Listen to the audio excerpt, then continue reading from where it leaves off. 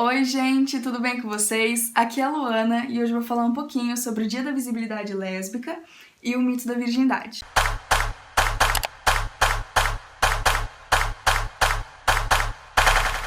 Então, acontece o seguinte, eu achava que o Dia da Visibilidade Lésbica era o mesmo do Dia da Visibilidade Bi, mas não, são dias diferentes. Eu vou falar nesse vídeo sobre a visibilidade bi, o mito da virgindade e sobre algumas coisas que são específicas da lesbofobia. E daí num próximo vídeo, no próximo mês, eu falo sobre a comunidade bi e a própria visibilidade bissexual. Fogo no parquinho, porque o armário tem poeira e eu tenho rinite.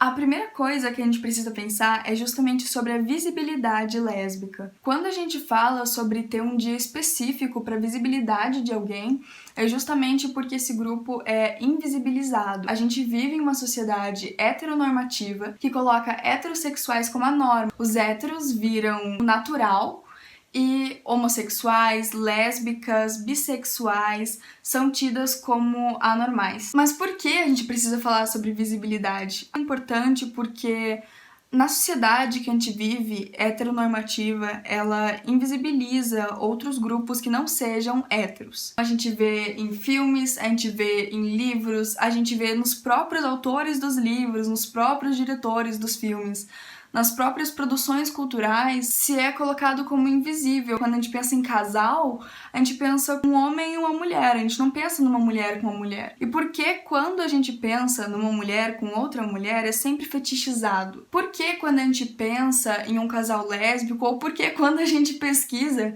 sobre lésbicas no Google, aparece sobre canais pornô, aparece sobre sites pornô? Por que é colocado justamente como objetificadas? Quando a gente fala sobre visibilidade, não é só sobre você colocar um dia e falar oi, sou lésbica, oi, sou bissexual, sou gay. Não é assim, não é só isso, é um ato de resistência. Cara, eu vou falar de uma coisa que me deixa braba, que é o mito da virgindade. No mito da virgindade, a gente simplesmente separa as mulheres entre as santas e as que são impuras, as desonradas. Através desse caráter de pureza das mulheres, é colocado toda uma ideia de que o ímen, ele sangraria depois da sua primeira relação sexual. E quando a gente pensa em relação sexual no mito da virgindade, a relação sexual, ela teria que envolver um homem. E é justamente daí que a gente pode falar sobre lesbofobia. As lésbicas não se encaixam nesse conceito de sexo. E não é por isso que elas vão ser virgens a vida inteira. O conceito de virgindade é ridículo. Você está definindo uma mulher como pura ou impura, você está colocando uma mulher como honrada ou desonrada, assim como era em séculos atrás e ainda é em países até hoje que usam de testes de virgindade, onde meninas pequenas são levadas no médico pelos próprios pais. Tem uma matéria aqui no HuffPost Brasil que fala muito sobre o que eu trouxe aqui agora. O valor do menino está ligado à sua experiência sexual antes do casamento, enquanto o da menina está associado à virgindade, afirma Guessous, que estuda a sexualidade no Marrocos, em resposta à campanha global lançada em outubro para acabar com os testes abusivos, que são esses testes de virgindade que eu falei para vocês. A OMS, Organização Mundial da Saúde, o Conselho das Nações Unidas para Direitos Humanos e a ONU Mulheres divulgaram um comunicado no início de outubro alertando que nenhum teste, até mesmo os que envolvem exame do ímen, eu gostaria de frisar essa parte, podem comprovar se a mulher já manteve relações sexuais, condenando e pedindo a proibição dessa prática. Não é possível diferenciar o ímen virgem e o ímen não virgem, afirma o comunicado. É horrível pensar nisso, porque é tão óbvio de que a virgindade simplesmente é um conceito completamente patriarcal e heteronormativo, e mesmo assim a gente acaba sendo tão afundado nessa cultura que a gente não para pra pensar.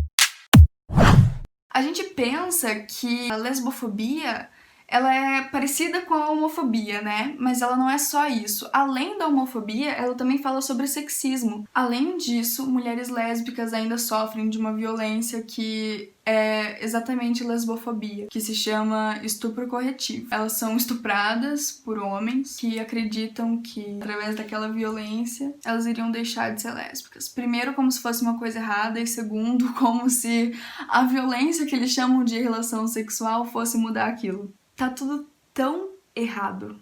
Tão errado. Então é por isso que a gente fala tão urgentemente sobre lesbofobia. É por isso que a gente tem um dia pra visibilizar essas sexualidades. É por isso que a gente tem esse dia pra visibilizar essas mulheres. Porque antes mesmo da gente pensar na sexualidade delas, a gente já tem o próprio sexismo. Elas sofrem muito mais com ideais de feminilidade, elas sofrem muito mais com a própria objetificação da mulher, e é pior ainda quando é uma mulher preta. É justamente por isso que o orgulho LGBTQIA+, e nesse caso, o orgulho lésbico é tão importante. Quando a gente fala sobre visibilidade, a gente fala sobre um ato político também.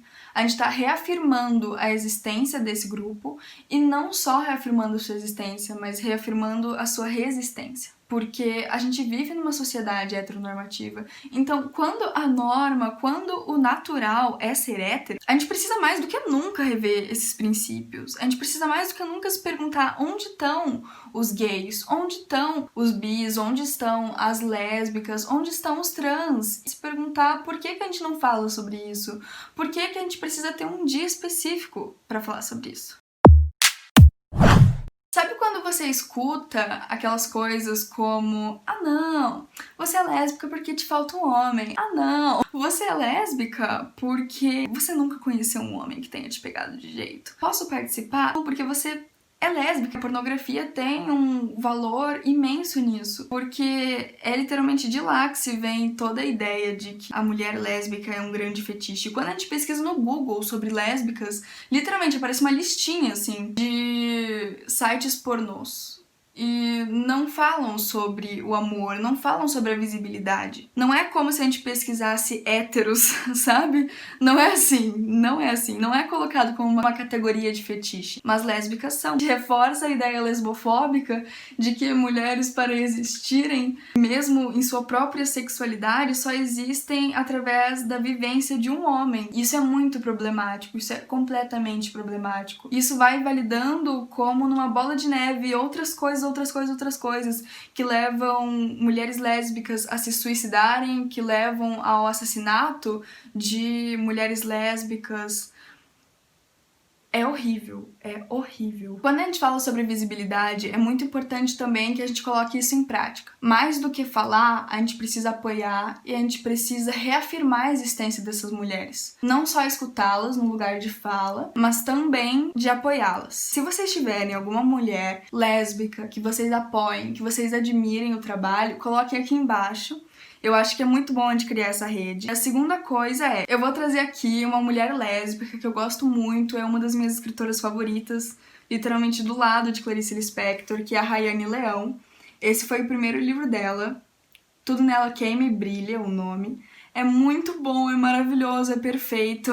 A poesia dela é perfeita, ela fala muito sobre resiliência, ela é uma mulher preta ainda, então ela passa por tudo dobrado. Pense em lesbofobia, pense em homofobia, pense em sexismo, agora pense em racismo. Só piora.